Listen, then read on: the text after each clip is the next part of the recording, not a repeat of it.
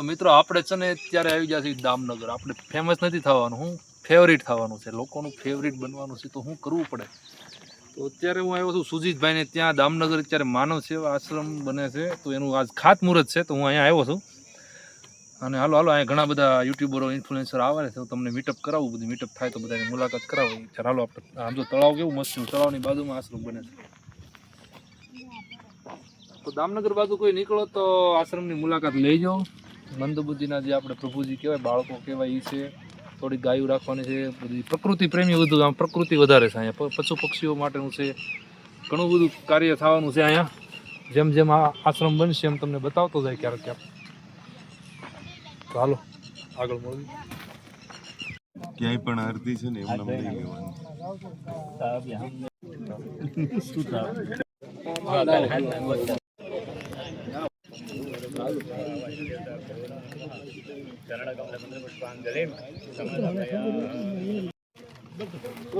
ઘર પાસે છે ને અને એમની આપણે ઘણી મૂકી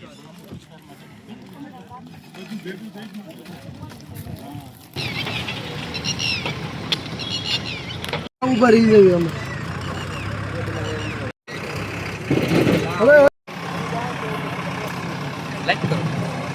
ના હું આ ભાઈને સપોર્ટ પોજીભાઈ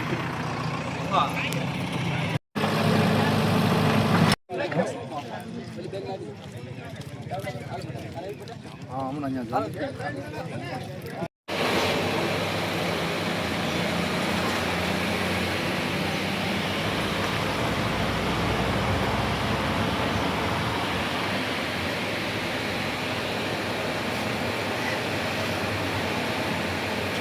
ગાડી ફોટો વાળા કાઢી લાઈન કરે ત્રાંબાની જુઓ મિત્રો, આને કોમેન્ટ કરીને કહેજો આ શું કહેવાય અને આમાં વિડીયો કેવો છે એ પણ કોમેન્ટ કરજો. નામ છે સવા આપા, ગામ સાવણ. હજી સલમ ને હોકા બાર ને ચાલુ છે અમારા ગામમાં. સલમ પીવે છે. હોકા કોણ પીવે છે?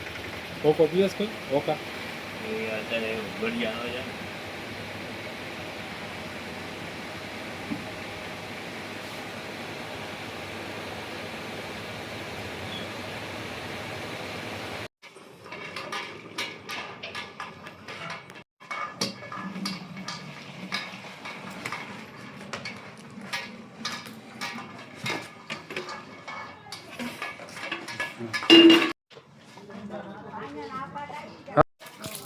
તો મિત્રો કપિલા વાસળી છે, ગાય દોવાનું કામ ચાલુ છે. સેલાયો વાળી દીધો છે. આને સિવાય અલગ અલગ જિલ્લામાં દામણ કહે છે, ક્યાંક સેલાયો કહે.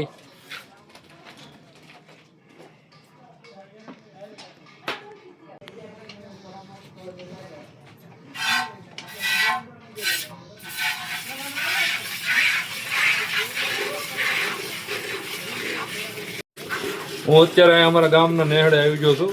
મારા મિત્રને ત્યાં ગાય વિયાણી છે, સ્પેશિયલ ખીરું પીવા આવ્યો છું. તો અત્યારે આ ભાઈ ગાય દોય છે. નામ છે ભરત. રોજની કેટલી ગાઉ દોઈ નાખો?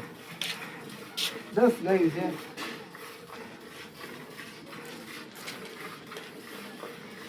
દૂધની 10, બીજી 15 વાડે.